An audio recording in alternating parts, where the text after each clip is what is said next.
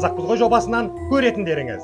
Шымкенттің зың-зың айтқыш экс-әкімі Ғабидолла Абдрахмановқа байланысты қылмыстық іс қозғалды.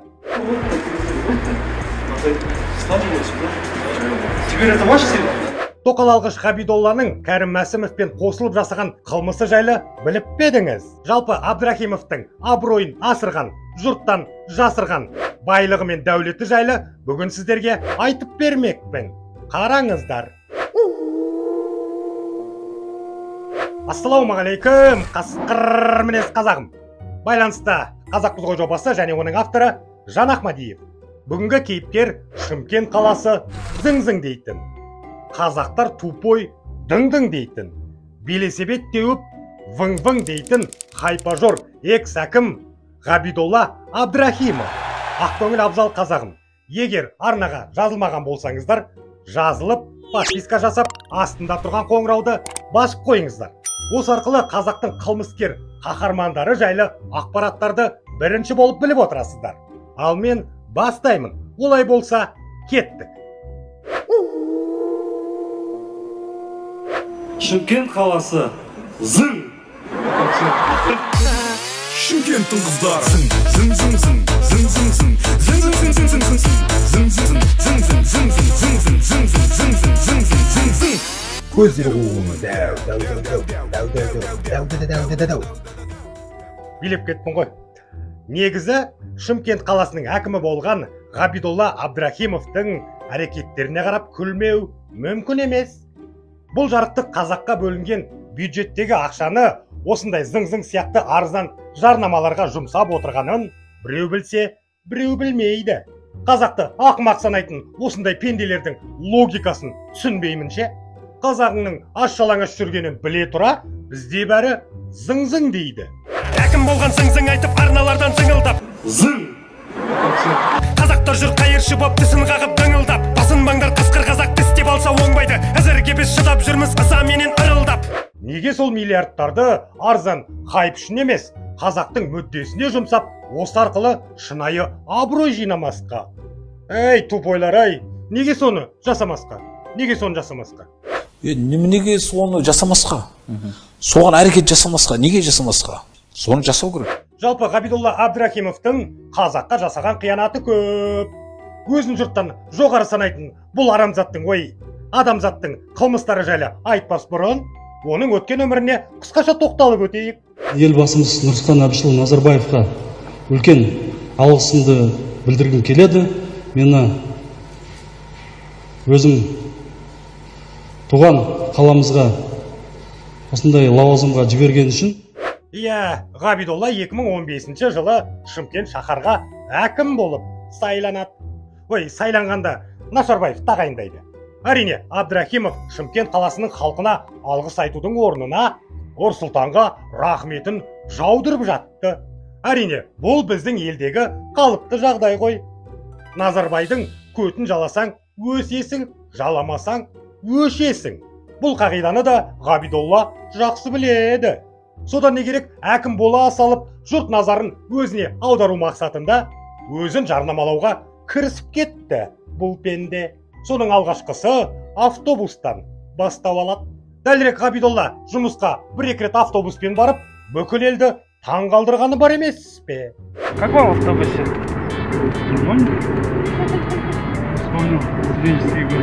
Осылай қазаққа арнайы спектакль қойған Ғабидолла сол сәттен бастап автобустың есігін аттаған емес. Түсінем, кедейліктің есі аңқып тұрған автобуста жүрмейді ғой мұндай сасық кеуделер. Ғабидолла осымен арзан пиар жасауды тоқтатпады. Біресе полицияның қызметіне араласты. Если здесь человека будет убивать, вы будете стоять? Я просто сказать, что это не моя территория? Это что за разговор такие? Ну давайте отойдем сюда, вот. Встали вот сюда. Теперь это ваша территория? Біресе аяқ асты құрылысшы болып шыға келді. Нам нельзя куда-то закрыть. Қалай аласың? Не умеете строить, да? Не надо, браться, знаешь? Не умеешь строить? Не надо участвовать. Жалпы мен осы Ғабидолланы Иманғали Тасмағамбетовқа ұқсатамын ше. Екеуі де камераның алдында нағыз патриот сияқты көрінеді. Екеуі де камераға ойнайтын Оскар алмаған актерлер секілді. Қысқасы өртеніп кеткен театрдың жанбай қалған жұлдыздары ғой. Ал енді жалаңаш қыздармен фотоға түскіш сексуальный Ғабидолла Абдрахимов осы жас қыздарды қыдырту үшін ақшаны қайдан алды? Әрине, өз қалтасынан шығарған жоқ. Қазақтың қиын тағдырына қарағанда тоқалының капризі мен еркелігін жоғары қоятын бұл пенденің атына ештеңе тіркелмеген. Әрине, бұл да өзінің жемқор әріптестері сияқты барлық мүлкін туған туысқандарының атына жазып тастаған. Соның бірі мамандандырылған дүкендерде бөлшек саудамен айналысатын Алтын Алма холдингі. Бұл компанияға Ғабидолланың інісі Қуанышбек Рахметоллаұлы иелік етеді. Қуанышбек бұдан бөлек қиыршық тас пен құм өндірумен айналысатын биылғы жылдың басында ғана тіркелген Астана Недра жауапкершілігі шектеулі серіктестігінде басқарады. Әрине, өздеріңіз түсінгендеріңіздей, бұл компаниялар мемлекетке көк тиында салық төлемеген. Ғабидолланың екінші інісі Мұхтар да бірнеше компанияға иелік етеді. Оның ішінде 2006 жылы құрылған көтерме саудамен айналысатын Рахматулла жауапкершілігі шектеулі серіктестікпен шойын болат өндірумен айналысатын Темір Групп компаниясы да бар. Рахматулла фирмасы құрылғалы бері 4810 теңге көлемінде салық төлесе, Темір Групп фирмасы мүлдем налог төлемеген. Мужик сказал, мужик сделал. Экс-әкімнің ресми әйелі Дана Тынышбекқызы Асыл жүрек қайырымдылық қорын басқарады және сол жерде жалғыз құрылтайшы. Аталмыш қор жағдайы жоқ отбасыларға көмек көрсетумен айналысады екен. Логика қайда деймді? Күйеуің мына жақта осындай отбасыларға тиесілі ақшаны ұрлап жатса, әйелі қайырымдылық жасап жүр. Мүлдем миға сыймайтын әңгіме ғой. Это то же самое, что отдать преступнику пистолет в руки. Ал Ғабидолланың 19 жасар екінші қызы Адель құрылыспен айналысатын DJ Art компаниясына иелік етеді. Кеше ғана мектеп бітірген кішкентай қызда қайдағы компания деймін да. Ғабидоллада қатыра дей. Бесіктен белі шықпаған кішкентай қызының орнына жас үлкендеу подставной лицо таппаған ба? Ой, экс-әкімнің анасы да бос отырмайды. Ол да еңбекқор. Анапия Мейрихова Олжа компаниясымен бірге TSE холдингінің құрылтайшылар тізімінде. Аталмыш компания инженерлік жобалау, жүк тасымалдау, шикімұнай өндіру сияқты қызметтерді атқарады. Міне Ғабидолланың анасы да қазақ үшін осылай тап жылмай қызмет жасап жүр. Не деген табыскер отбасы десейші шіркін.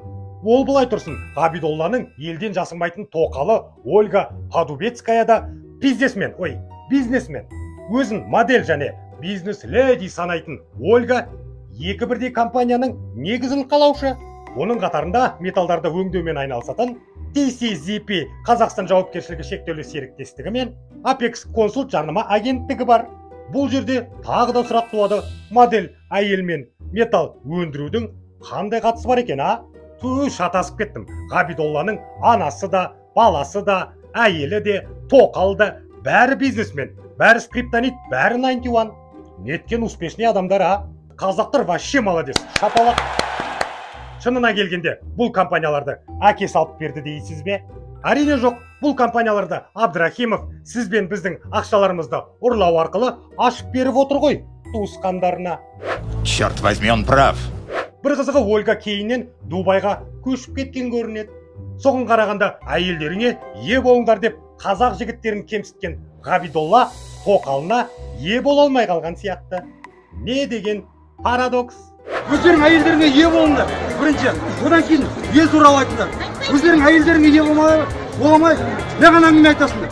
Өткен айда Шымкент қаласының экс-әкімі Ғабидолла Абдрахимов пен Кәрім Мәсімовке қарсы қылмыстық іс қозғалған болатын. Естіген шығарсыздар. Абдрахимов пен Масимов аса ірі көлемде алаяқтық бойынша тергеліп жатыр. Полицияға арызданған жәбірленуші Сайдулла Қожабаев та простой адам емес. Дәлірек ол Forbes журналында жүрген дәулетті бизнесмен екен. Бірнеше зауыты бар Алагеон Групп корпорациясының мажоритарлық иесі. Әрине Ғабидолла бұл ақпаратты жоққа шығарып, ел алдында ақталып әлек. Десе де полиция Ғабидолла Абдрахимов пен Кәрім Мәсімовке қарсы қылмыстық іс қозғалғанын растады. Маған қызығы Ғабидолланың Мәсімовке қандай қатысы бар екен, а? Қалай болғанда да тергеудің аяқталуын күтуден басқа амал жоқ. Бүгінгі айтарым осы, қасқыр мінез қазағым. Егер де бұл шығарылым ұнаса, лайк басып, астына комментарий жазыңыз. Мен әр пікірді оқимын. Және арнаға жазылып, подписка жасап, қасында тұрған қоңырауды басып қойыңыз. Осы арқылы шырылдаған шындықтың шыққанын біліп отырасыздар. Назарда болған Жан Ахмадиев және Қазақбыз ғой жобасы. Кездескенше күн жақсы.